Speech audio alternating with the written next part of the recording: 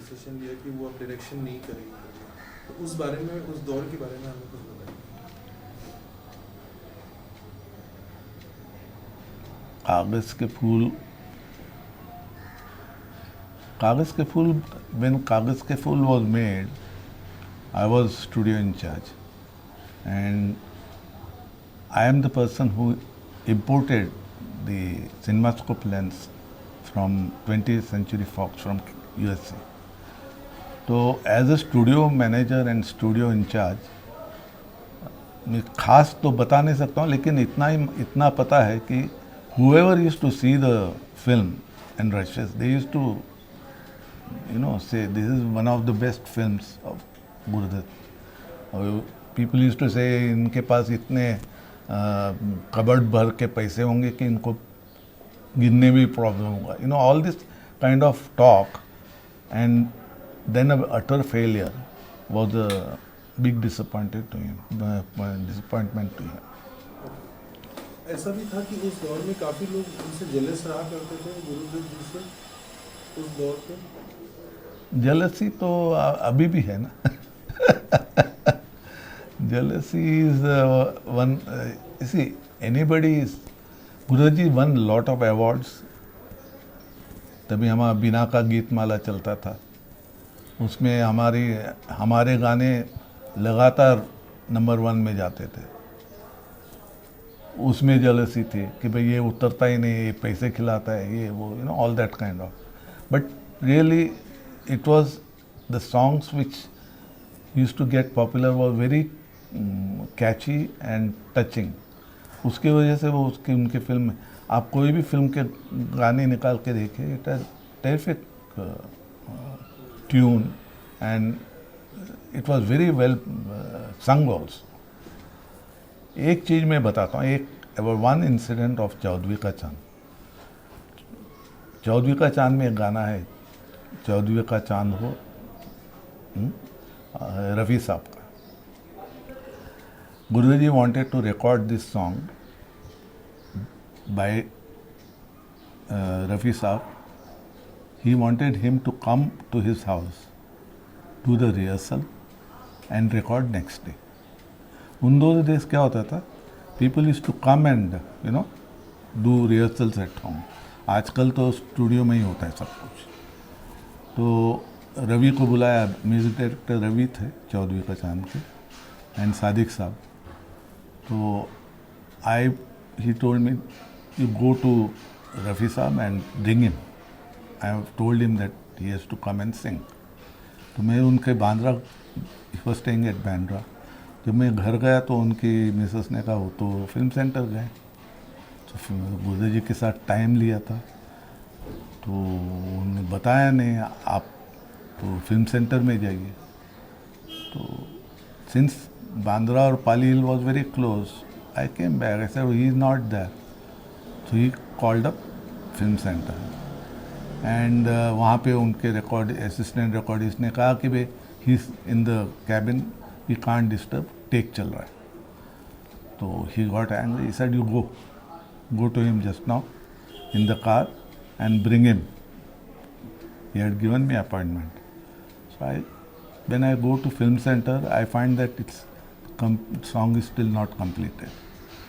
तो मैं बाहर बैठा था, immediately the recordist comes and says,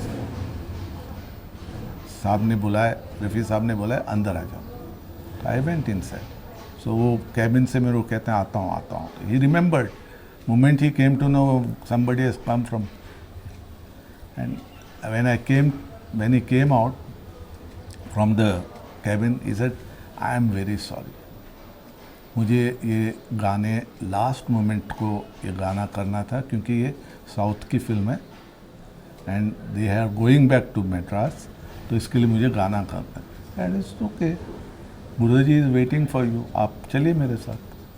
तो इसे नो, मैं मेरे गाड़ी में आता हूँ, आप अपने गाड़ी में जाइए। We came to Pali hill, Gurudev ji was quite, absolutely कुछ नहीं, क्वाइट। वो अपना हारमोनियम लेके रवि साहब गाना बजाते रहे। तो रवि साहब आए, I am sorry, it's okay. Sadiq साहब ने भी कहा बहुत बड़े सिंगर हो गए, नहीं नहीं नहीं, मद्रास का पिक्चर था, बहुत बड़ी पिक्चर है। ने कौन सी पिक्चर? बोला ससुराल। ससुराल कौन है उसमें? बोला राजेंद्र कुमार। तो आनंद बख्शी का लिरिक्स है, ये वो गाना बहुत अच्छा है। बोला गा के दिखाओ। तो ही सैंग दैट सॉन्ग। वो एक गाना है उसमें, वेरी पॉपुलर। कैसा लगा? ये सर गाना तो अच्छा लगा, लेकिन हमारा गाना इससे बेहतर है। तो he said he was such a nice person, Rafi Sahab, you know, he smiled, he said हर गाना अच्छा है, अगर if you try it will, if it is good it will definitely come out. तो ये गाना Chaudhvin ka Chand Ho, he sang on harmonium. आप believe नहीं करेंगे, he told Guruji, this is going to be a better song than that Sasural. That's how Guruji used to, you know. Next day, of course, we recorded the song, and Eid के time हमने release किया। I distributed almost 2000 records, जितने भी मुस्लिम areas थे, and the song got overnight hit. अच्छा, एक चीज़ और पूछनी थी आपसे, वो ये कि गुरुदत्त साहब जब साहिब बीवी और गुलाम में काम कर रहे थे, तो कई लोगों का सोचना ऐसा है कि जो फिल्म है वो अबरार आलवी ने डायरेक्ट की है, और कई लोगों का सोचना है कि वो फिल्म गुरुदत्त ने एक्चुअली घोष डायरेक्ट की है। तो आप उनके साथ उस वक्त काम करते थे, आप सच्चाई पे थोड़ा रोशनी डालेंगे तो अच्छा लगेगा। अबरार साहब बहुत director, but picturization was always done by Guru Dutt, चाहे वो चौदहवीं का चांद हो, साहिब बीबी गुलाम हो, या बहारे फिर भी आएंगे। शाहिद लतीफ़ को भी उन्होंने पिक्चराइजेशन करने के लिए नहीं दिया था लास्ट पिक्चर में, जो ही अनफिनिश्ड पिक्चर था। तो even if he had given anybody, he was very fond of picturisation. As I told you right from beginning, Santosh Sahab ने उसको जो सर्टिफिकेट दिया वो it remained. So he used to always picturise songs of his films. तो Abrar Sahab used to look after the dialogues, and he used to more concern with scenes which he used to take. तो मैं ये नहीं कहता हूँ कि भाई अबरार साहब ने कुछ नहीं किया, अबरार साहब ने give freedom to Guru Dutt ji to do the songs picturization. Picture के सब गाने जो हैं, इट इज़ गुरुदत्त विजुअल्स।